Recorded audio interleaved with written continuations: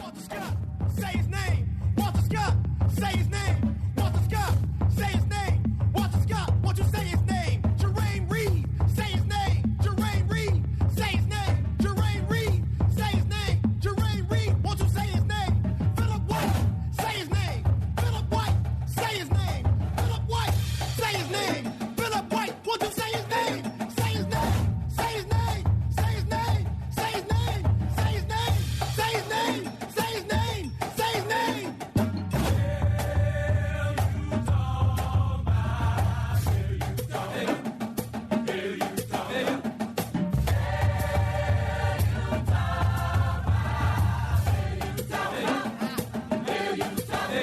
Eric Garner, say his name. Eric Garner, say his name. Eric Garner, say his name. Eric Garner, won't you say his name? Trayvon Martin, say his name. Trayvon Martin, say his name. Trayvon Martin, say his name. Trayvon Martin, won't you say his name? Sean Bell, say his name. Sean Bell, say his name. Sean Bell, say his name. Sean Bell, won't you say his name? Say his name. Say his name. Say his name. Say his name. Say his name.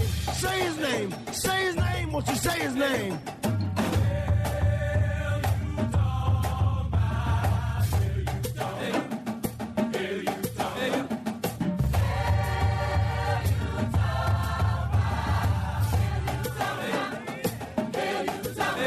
Freddie Gray, say his name. Freddie Gray, say his name. Freddie Gray, say his name. Freddie Gray, won't you say his name? Ayanna Jones, say her name. Ayanna Jones, say her name. Ayanna Jones, say her name. Ayanna Jones, won't you say her name? Sandra Bland, say her name. Sandra Bland, say her name. Sandra Bland, say her name. Sandra Bland, won't you say her name? Say her name. Say her name. Say her name. Say her name. Say her name. Say her name. Say her name. Won't you say her name?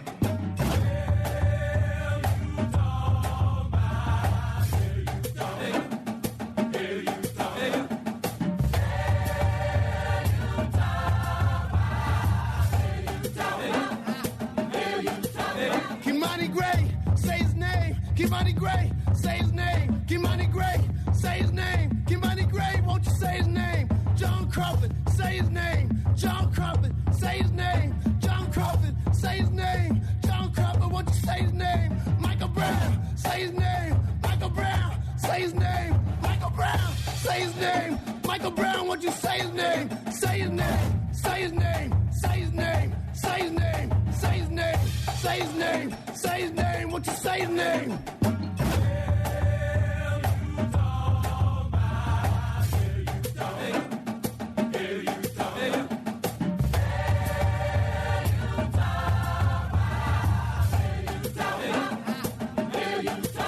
Miriam Carey, say her name. Miriam Carey, say her name. Miriam Carey, say her name. Miriam Carey, say her name. Sharonda Singleton, say her name. Sharonda Singleton, say her name. Sharonda Singleton, say her name. Say her name. Say her name. Emmett Till, say his name. Emmett Till, say his name. Emmett Till, say his name. Emmett Till, won't you say his name? Say his name. Say his name. Say his name. Say his name. Say his name. Say his name. Say his name. Won't you say his name?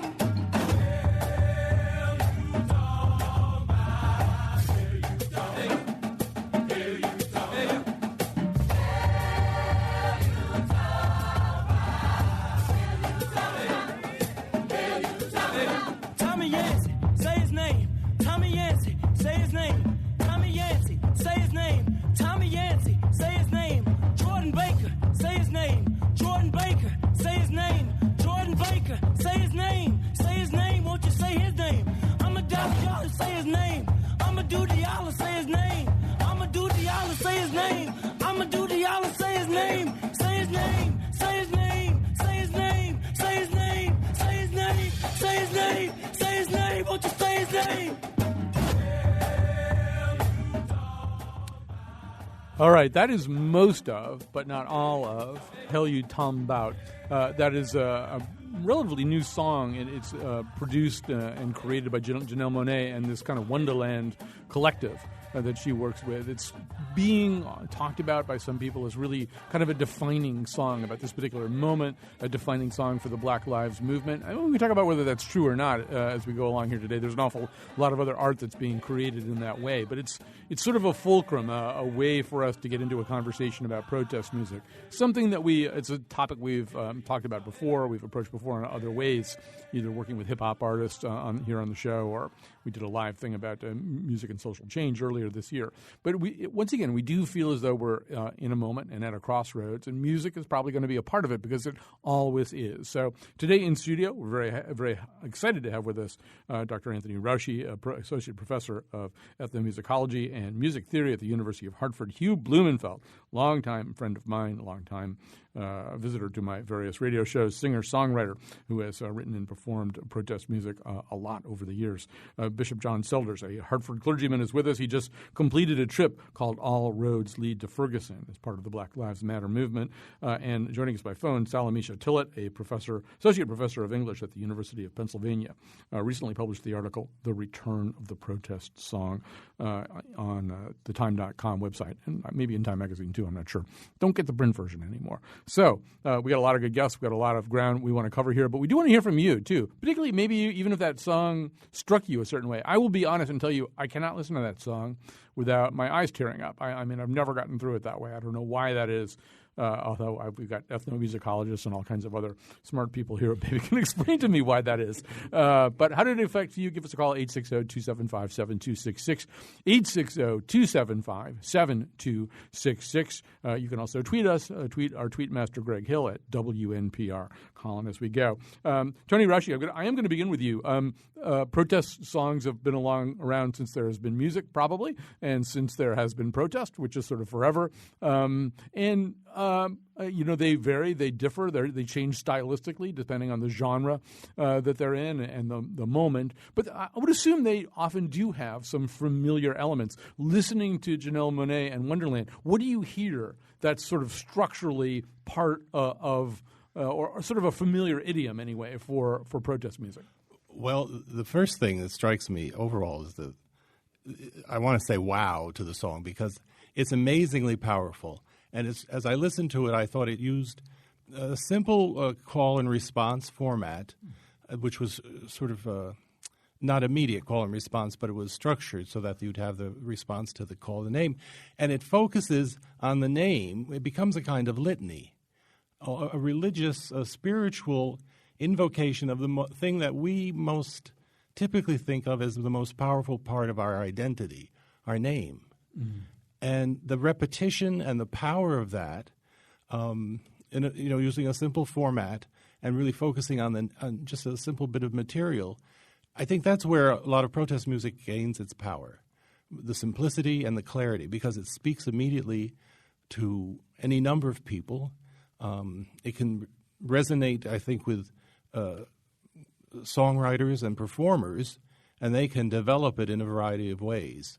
So I think that aspect of it is really very important. The simplicity, the clarity, and the immediacy that really I heard in this. As I say, I think of it as very spiritual, a litany. So, and I want to hear a little bit more about sort of the nature of the song and the way that it kind of fits into this moment from all of our guests. Before we do that, though, Hugh, one of the things that I noticed there, too, and I think John Selders and I had a very similar reaction, particularly to the guy who says Amadou Diallo's name near the end. It's one of the reasons I played as much of the song that I did. I really wanted to get to that part. First of all through the song, and others have observed this, mics are popping, voices are breaking. Although this is, I think a studio recording, it's not a studio recording in the usual sense. And I would assume that's sort of part of this, right? We think of, whether we're thinking of Utah Phillips or this, you don't want a heartfelt message to sound too slick. Mm-hmm. Yeah, it definitely had a live feeling to it, underproduced because in the heat of the moment. So it projects that. The whole thing makes me think of the long black wall and just the naming of names, which has become a way of protesting since the Vietnam Memorial came up. At least I'm not sure about before that, then it makes you think that there's a war going on as well. I was recently at the Holocaust Museum, and they are in the process of reading all the names of 6 million people. And to see my son standing in this kind of stone room that they have, just reading lists of names, it's just very powerful to recall these lives. Salamisha Tillett, maybe you could say a little bit more about this song and about this moment. I mean, you did write about the return of the protest song. It does feel like we're in a moment that could be nurtured by protest music and could nurture protest music. Is there something special about this song? Yeah, I mean, I actually think it, in addition to all of the kind of formal qualities that the other guests have been speaking about, it really, I think, expresses some of the political debates that are actually happening within the Black Lives Matter movement and trying to reconcile them. So the Say Her Name line or hashtag or movement is in some ways a response to the ways in which Black women and girls who've been killed by police officers have been left out of a kind of mainstream conversation, or at least a mainstream understanding of what's going on right now. And so I think this song brilliantly actually brings together a litany of names, but includes and deliberately includes and is inspired by the Say Her Name movement. So I think on a philosophical or at least a kind of political, ideological level, this song really expresses some of the contestation that's happening internally, but also a way of reimagining a movement that is both anti-racist and anti-sexist at the same time. And John Selders, another thing this song does, obviously, is it connects the moment to the history. To, Diallo's case is one from about 1999, something like that. Emmett Till comes up, too, in the song, right? That this isn't about one particular moment, it's about something else. That's right. And I would also say that when I listen to it, it harkens me back to Martha and the Vandellas dancing in the streets. I think about James Brown, 67, 68, Say It Loud, I'm Black and I'm Proud. That protest music has a line, in particular in African-American communities and in African-American music tradition, both popular and underground, that there's always been a kind of a sound and a voice that comes bellowing out from the street. I mean, Sam Cooke, his anthem of the civil rights movement, "A Change Is Gonna Come." I mean, those are songs that historically or traditionally people don't think as protest music, but in fact it is. It bellows. It comes from a kind of soulful place. So this song is just in that same tradition, and so I hear it immediately, and I'm like, yes, our young people haven't forgot the tradition. I want to come back to that, too, because I particularly before we lose Dr. Tillett, because I think there's an interesting part of what you're saying right now. But I want to talk a little bit about how music functions within the world of protest. We've got a clip here from Bernice Johnson Reagan. She's, of course, the founder of Sweet Honey in the Rock. This is an interview with Bill Moyers. I think they're talking about This Little Light of Mine. But she's talking about the way sound works in this context. So let's hear that right now. Sound is a way to extend the territory you can affect. So people can walk into you way before they can get close to your body. And certainly the communal singing that people do together is a way of announcing that we're here, that this is real. And so anybody who comes into that space, as long as you're singing, they cannot change the air in that space. The song will maintain the air as your territory. And I've seen meetings where a sheriff has walked into a mass meeting and established the air. Because as a sheriff, everybody knows. And they're taking pictures or taking names, and you just know your job is in trouble and blah, blah, blah. The only way people could take the space back was by starting a song. And inevitably, when police would walk into mass meetings, somebody would start a song. And then people would, join in. And, as people join in, the air would change.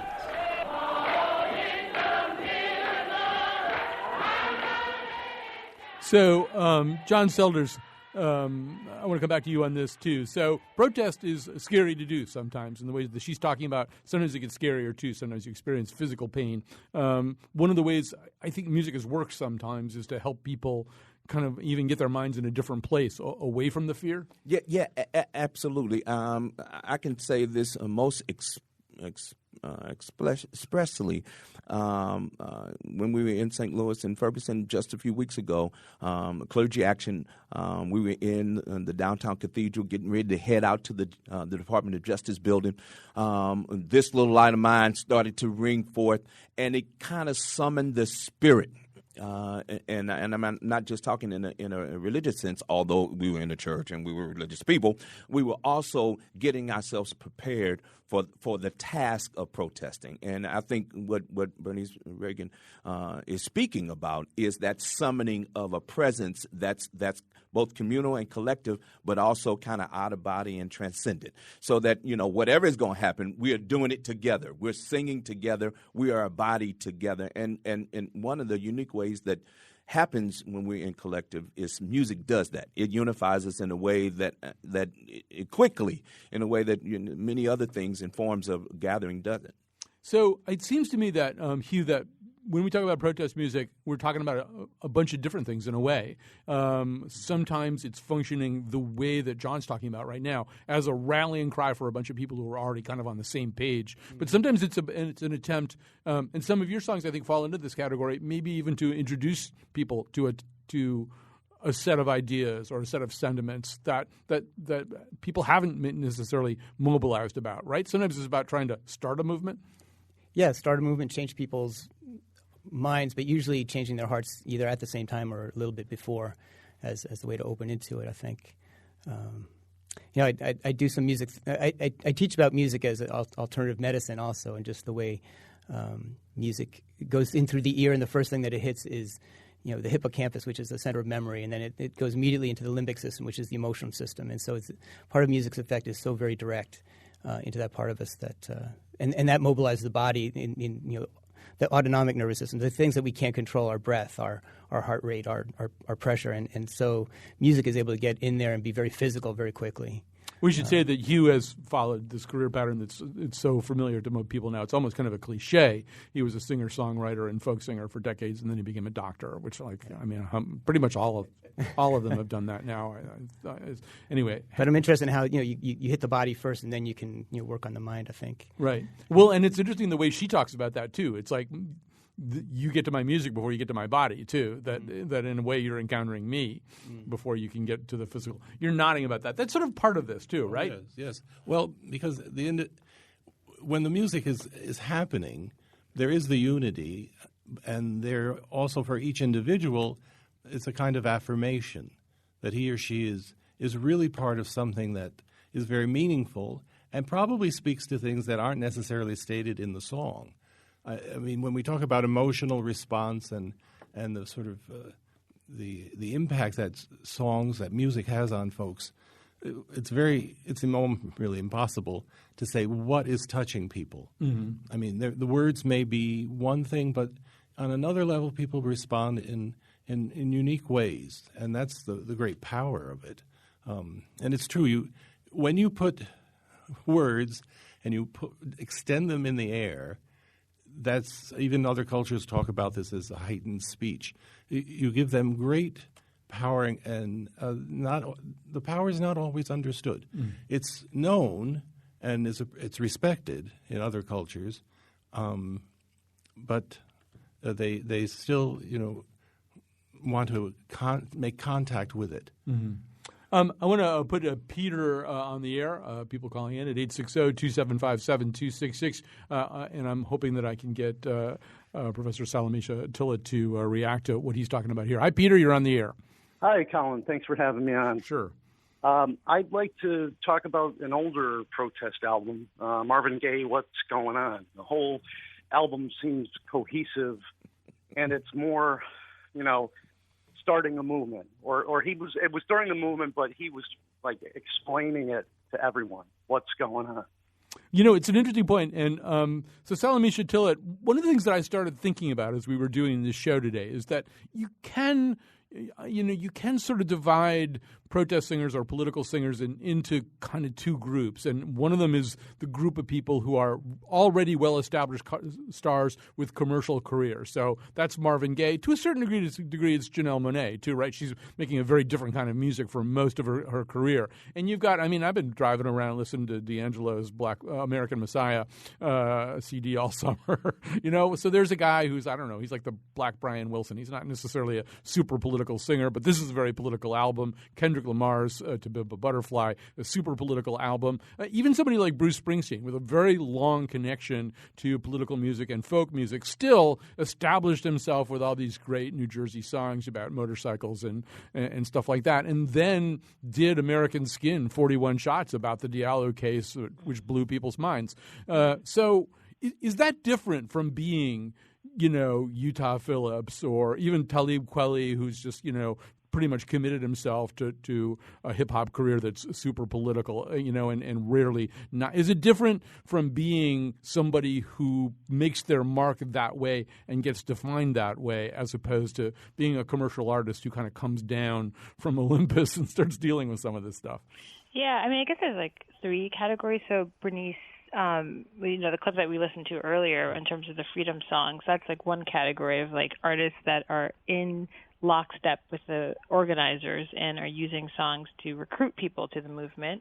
And then you have artists like you're saying, like Talib Kweli, who for the most part have very politicized careers, and then an artist like Marvin Gaye, who gets politicized by the movement itself, right? Mm-hmm. So that we can think of someone, I think of Janelle Monáe as always doing kind of political music, but that she wasn't always doing protest music. And so what makes a protest song different than a political song, or what makes a song engaging in a political movement that's on the ground, that's in the streets?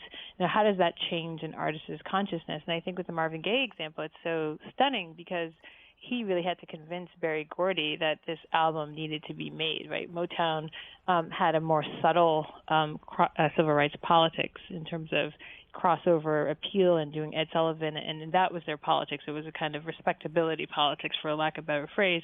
And then you have Marvin Gaye being radicalized by a generation of activists and other artists, and then him feeling he has to make this album, and then it becomes, a kind of musical soundscape for that a new generation of people coming up, and in some ways being really disillusioned with all that's going on. So I think there's like like you point out, what's the difference between Talib Kweli's career and maybe someone like Kendrick Lamar, is that Talib would have been sacrificing much of his career to be a political voice, whereas Kendrick Lamar is coming of age in which there's a space and an opportunity to have a politicized voice be the voice of the era or of the age that we're in.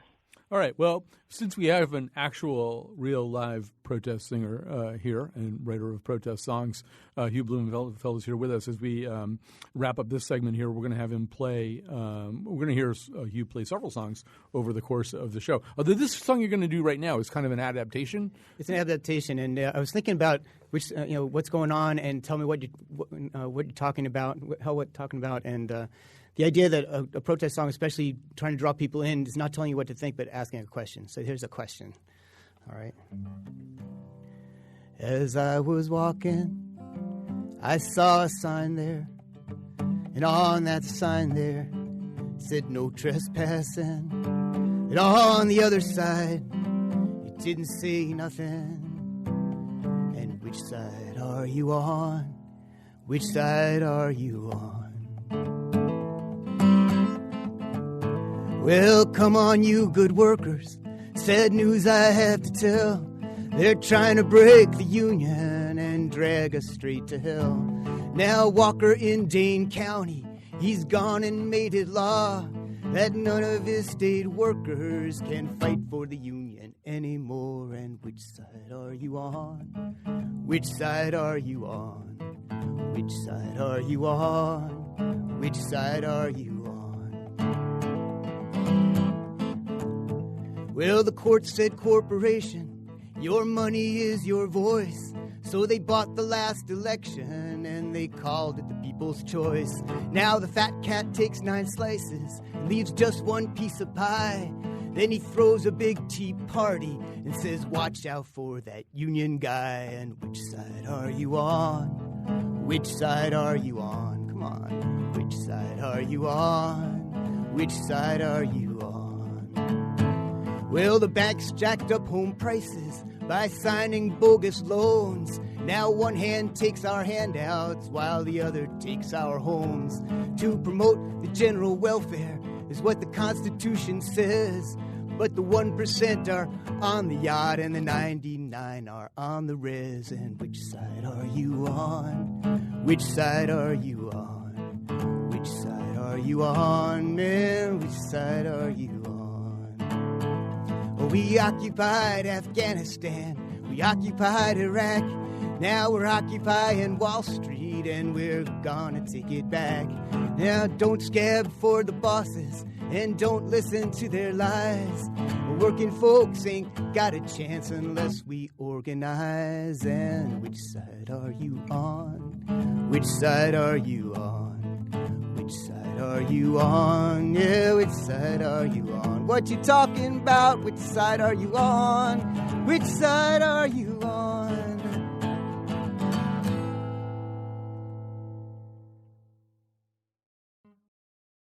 Still hear my brother crying, I can't breathe. So now I'm in the struggle singing, I can't leave. We calling out the violence of these racist police. And we ain't gonna stop till our people are free. And we ain't gonna stop till our people are free. I still hear my brother crying, I can't breathe. So now It's the Peace Poets doing I Can't Breathe. So one thing I wanted to get into a little bit here is we're talking about protest music today. We've got just an all-star lineup to talk about protest music, kind of at a moment when there is a need for it and a way of supplying that need. Dr. Anthony Raushi is with us, Associate Professor of Ethnomusicology and Music Theory at the University of Hartford. Hugh Blumenfeld, you just heard him singing as we went and finished up the last segment. The singer, songwriter, doctor, the usual, who has written and performed protest music. Bishop John Selders, a Hartford clergyman who just completed a trip called All Roads Lead to Ferguson as part of the Black Lives Matter movement. Joining us by telephone is Dr. Salamisha Tillett, Associate Professor of English at the University of Pennsylvania. Recently published an article on the return of the protest song. So, John, I want to come over to you for a second because that's actually you took that song on the road recently, right? Yeah. We did. The Peace Poets joined us for this tour. We went to New York City, Baltimore, Pittsburgh, Cleveland, Cincinnati, and then on into St. Louis and Ferguson with young people, with some activists and some artists. Peter Yarrow joined us from Peter, Paul, and Mary. It was a fairly all-star cast of characters. The Peace Poets joined us for 3 of the dates. We had a great time. And Luke Nephew, one of the co-founders of the Peace Poets, actually penned that song, and he's penned a number of tunes that they interweave in their activism, protesting, and performing. And I told Luke, a buddy of mine, and I had done a kind of gospel version of it, and he was anxious to hear it. And in fact, we did it, both his version and our version, during the tour. And again, it's the opportunity for us to kind of be in one space, summoning a moment, and then I added some verses to it. So I talk about they say I can see, I can hear my neighbor crying, I can't breathe. So St. Louis and shameless plug, I can see my neighbor lying out in the middle of the street. So again, these songs have the adaptability to be shifted and changed. I have a version of whose side are you on? We call it, whose side are you on? I'm on the freedom side. So these songs have this kind of adaptability in the context of movement work and movement. Yeah, and so Tony, that leads naturally into what I wanted to ask you about. So here's another difference here, which is that you really can't form a line along a barricade and sing "What's Going On." Like Marvin Gaye can sing "What's Going On," and I think I know all the words to "Mercy, Mercy Me," but I could be wrong about that. But I can only do it singing along with Marvin Gaye. I can't just get up and sing "Mercy, Mercy Me."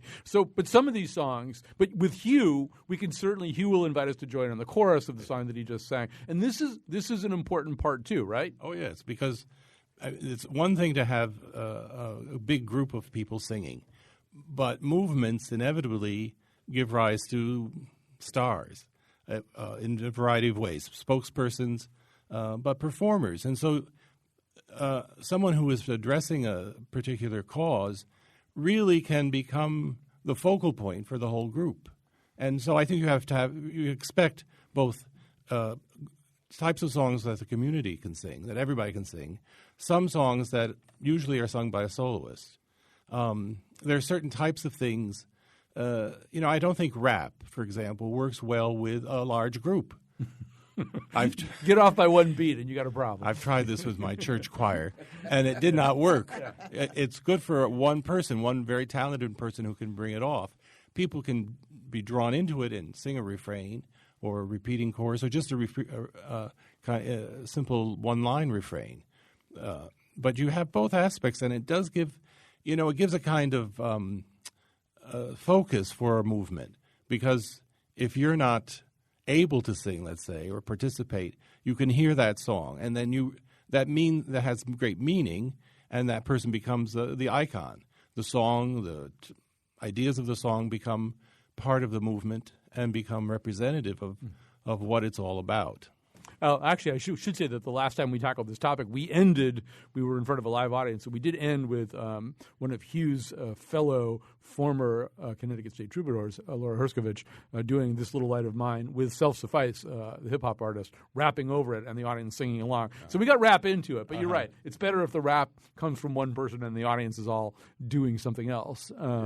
Salamisha, one thing that you sort of alluded to in the past is, earlier in the show, is also the kind of choices that artists have to make about whether to become political. And I think you begin your article in Time magazine talking about a moment when Bob Dylan, so connected to protest movements that he had already written a song about Emmett Till, for example, suddenly announced he just didn't want any part of this anymore. And meanwhile, we have the reverse kind of happening here. I mean, I really I didn't think of D'Angelo as a particularly political artist. I really enjoyed the first two CDs, but I mean, American Messiah is obviously functioning on a very different level. And I don't know I'm sure you've thought a lot about, like, how do they decide what their responsibility is in a given moment? Well, one, just for the hip-hop heads and the audience listening, I do think there are moments when certain rap, like you said, choruses can be useful. So I remember protesting the war, invasion of Iraq, and there's a song by Ludacris that's actually probably really sexist called, the verse is "Move, B, get out the way, get out the way." And people on the street were organizing and singing "Move, Bush, get out the way." So there are moments when, like, hip-hop actually is really useful, and I think for a particular generation, you can take verses and transform them and make them part, like this participatory song tradition. But I do think with an artist like D'Angelo, what's interesting about that album is the kind of long prep, I guess, right? So that he's been working on this 7 years. For exactly 7 years, and then they pushed the release date to align itself with the rising street protests, particularly as we saw in December around like Eric Garner, and building obviously on Trayvon Martin and Michael Brown. So it's almost like he's going through this kind of political consciousness changing at the same moment that the nation is going through it as well. And so the album seems perfectly timed, even though he had been working on it for so long. I do think D'Angelo's repertoire is interesting because he hasn't not been, and this is the question, like, what's a protest song versus a political artist? Like, I think of him as someone who was part of, like, the neo-soul hip-hop movement where you have people like Talib Kweli or The Roots or Erykah Badu really doing quite experimental musical songs. They're engaged in an experimental musical tradition, as well as what we think of kind of as like a post-Black nationalist message. And so D'Angelo was very much part of that. And yet I think read his music as primarily R&B or neo soul without a particular political message. But I always thought him as a political artist. It's just that this is so explicit because there's actually a movement building that corresponds. And I think the fact that there's so many messiahs also speaks to the fact that this movement, as we see it, is really conscious about not having a single leader or a single model, but building on what they think of as like an Ella Baker philosophical tradition of leaderful and not a single leader or leaderless. So that's the rhetoric of the young organizers, that we're a leaderful movement. And I think his idea of multiple messiahs, I think, is pretty brilliantly timed, and maybe what he was also thinking as well. By the way, it's just an awesome album. Oh, I mean, just like on every possible level. I mean, he really is the Black Brian Wilson in a certain way. Salamisha, I also just wanted to say that, one thing we haven't said is there's a certain level of self-conscious intent in all this, and a lot of it actually tracks back to a message posted by Questlove. Maybe you could talk a little bit about this, Questlove, drummer for The Roots. Kind of a call to arms, right? Yeah, I mean, he was summoning the past, and so he was asking, where are artists who are like Bob Dylan, Nina Simone, or even Public Enemy? Where are they today? What's the role of the artist, and what's the role of the artist in line with a political movement? And I think Questlove and the Roots are part of this D'Angelo tradition, in which you have artists always engaging in a kind of political message, but maybe there wasn't the kind of organizing behind the scenes or on the streets that aligned itself with the message. Hip-hop is a really interesting cultural, political movement, and yet we didn't necessarily, our generation didn't have a formidable movement quite the same as what we're seeing right now. So I think Questlove is demanding artists who are political and who are pop to be part of the moment that they're in, and really use their music and their art to respond to the crises of inequality.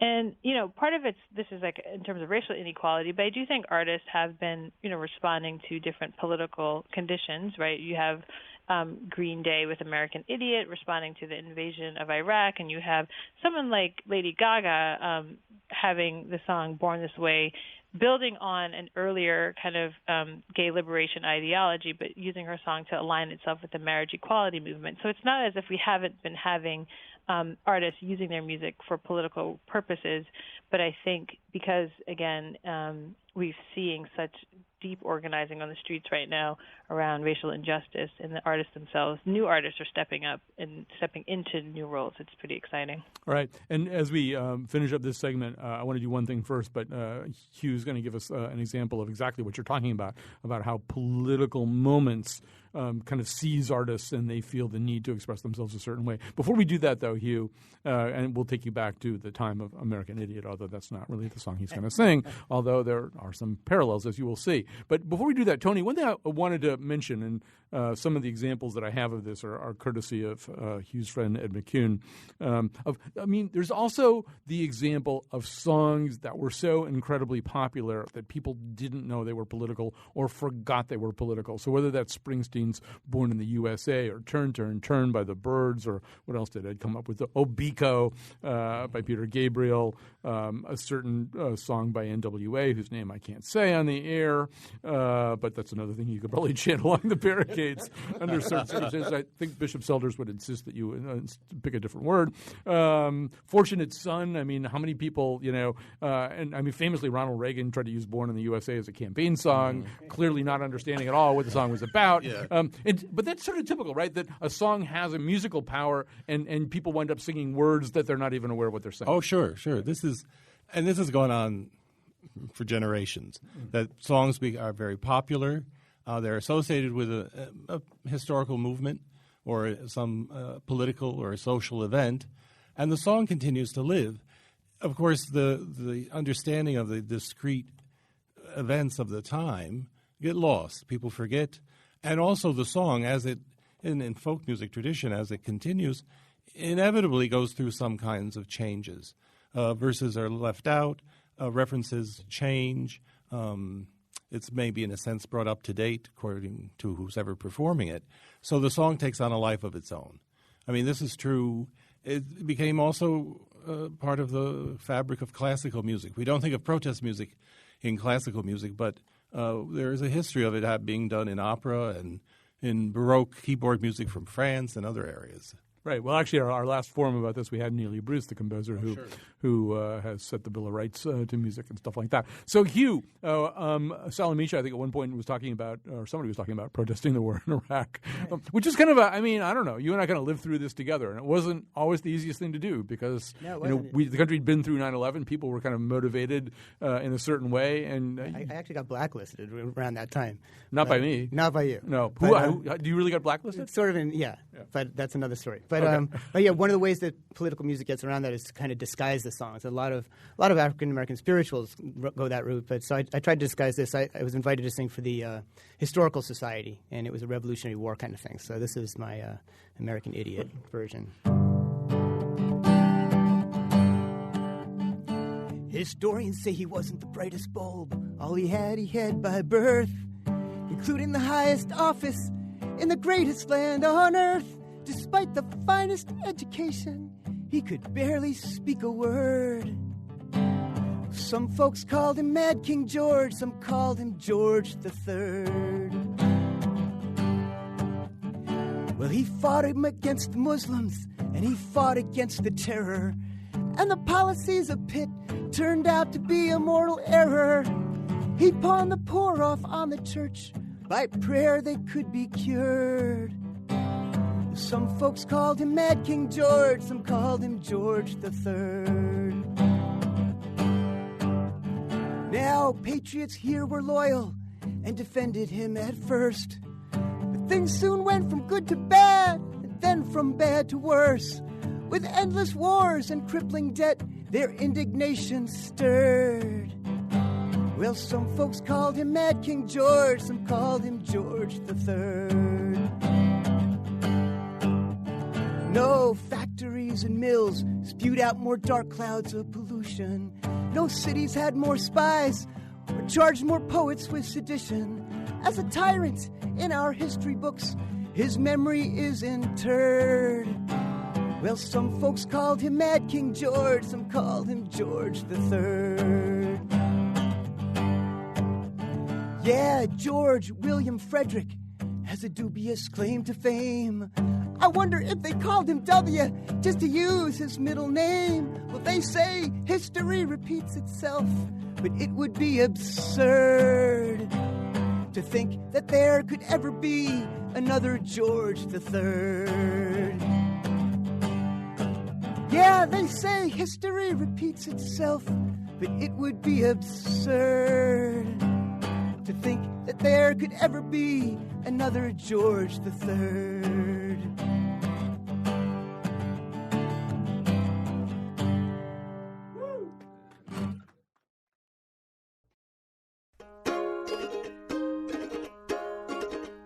Well, this sink is our sink. There is only one sink for all of us to use in this restroom. And we are a multitude, so don't you think it's so rude to use it for applying your perfume.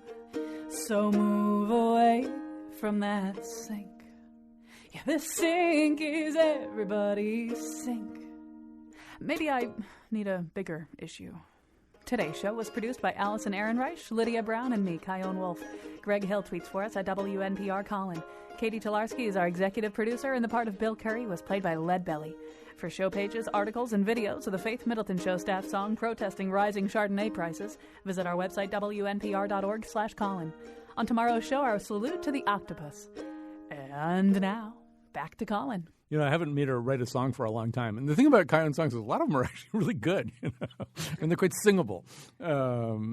Was there one about squash? There was something about one that was like about squash or something that I wound up singing for a long time. All right, so we're talking about protest music. We are saying goodbye now to the wonderful Salamisha Tillett. She has to go, but still with us. We've got Hugh Blumenfeld, a singer, songwriter, MD. Bishop John Selders, a clergyman here in Hartford and part of the All Roads Lead to Ferguson trip. And also with us, Tony Rauchi, Associate Professor of Ethnomusicology and Music Theory at the University of Hartford. Got a call coming in on 860-275-7266, and it's Frank from Southerton. Hi, Frank. You're on the air. Frank? Yeah, hi. Hi, yeah. I'd like to offer a couple songs. One, Richie Havens from Woodstock. Mm-hmm. Jimi Hendrix, Machine Gun. and All right. a whole bunch on the Broadway musical Hair. Right. So you're dating yourself a little bit here, but I mean, it kind of leads into a point, John, that I know that you wanted to make. So, because I may have framed it a little bit the wrong way, too. It's kind of like, yes, you have an established commercial career, whether you're Prince or D'Angelo or Aretha Franklin or James Brown or Marvin Gaye, and then you get political. But you sort of see it a slightly different way, right? Yeah, I see it as it is germane to where you are in your social location. Yeah, I'm a musician, I'm a songwriter, I'm a performer, but I'm also a part of a community and a tradition. So that the James Brown, say it loud, I'm black and I'm proud, came out of his own narrative. He was on the street too. He was protesting too. Aretha Franklin leading the movement, and Martin King asking her to sing, or Mahalia Jackson back in those days. They were in the community too. And I also say Curtis Mayfield is another one. Mm-hmm. I'm dating myself now. Right. Who both was or even Shaft and Isaac Hayes. I mean, they were those songs. And that music of that era were also kind of embedded in the community. And so it rises. And I don't think that dichotomy above choosing to be political now that I'm an established artist or choosing to be, with the people is quite the same as I'm writing, I am connecting, I'm a part of this whole movement my own self. And, yeah, I happen to be an artist, established or not, named or known or not, but that this music is coming out of my own sense of what I'm seeing and experiencing in my own life and in my own community. And I want to leave a little time to finish up with one of Hugh's songs. But Tony, another point that sort of runs through all this is that music has so many different purposes, and we have so many ways that we use it. So for a lot of people, music is, to go back to Hugh's anatomical theories, it's supposed to release like dopamine and oxytocin and all these really nice hormones in our brains, not get us all upset about something, at least for some people. They may see it that way. I mean, James Brown was able to bring people along with him because they already loved his music so much anyway. He didn't really lose too much ground with people. But there always will be some pushback, right? Like, I just want to be happy with music. Yes. I think for a lot of folks, I always ask this question to my students, what is music? And 99% of the time, people will think of the emotional response, the subjective response, the idea that music carries forth ideas, intellectual positions or social positions, political positions, is somewhat secondary, I think. They think of it as affecting them and also ways that it can affect others as well. So, yes, music, it functions on all manner of levels for any number of people at the same time. The complexity is always there. Yeah, you can feel it in the Springsteen crowd. Half the Springsteen crowd does not want to be confronted, with a lot of political messages. They get mad at him. They want to wave their brewskis around and sing Born to Run with him, not some Pete Seeger tune. So you, as we end up here, we'd like to end up with one of your songs. We won't have enough time to hear the whole thing, but tell us about the song and then get it going for us. Yeah, well, just to add on to this last part of the discussion, just music is so much part of our identity. It's interesting to me in certain times in history, just playing music was a political act. So in places like Ireland, the harp was illegal. In Scotland, it was illegal to own bagpipes. These are capital crimes. And African Americans come here, they took the drums, and you weren't allowed to have drums. So just using musical expression itself became political. And African American music in our culture in the 20th century, it was taboo to even have it on the radio until like the 50s, and some Jewish DJ starts putting it on the air, and it's like, wow, this is just subversive just on the face of it. So this is, today's the anniversary of Katrina hitting New Orleans, and I thought I'd play this song called Bring Stones.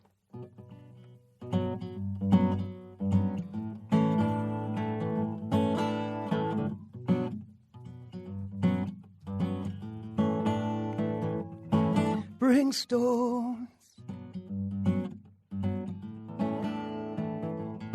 bring stones to the river if they weigh your pockets down.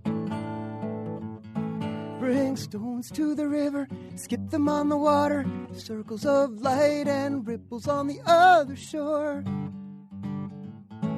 Bring stones.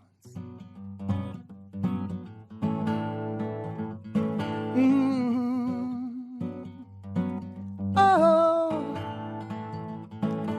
Bring stones. Bring stones to the river if the rain is hard and cold.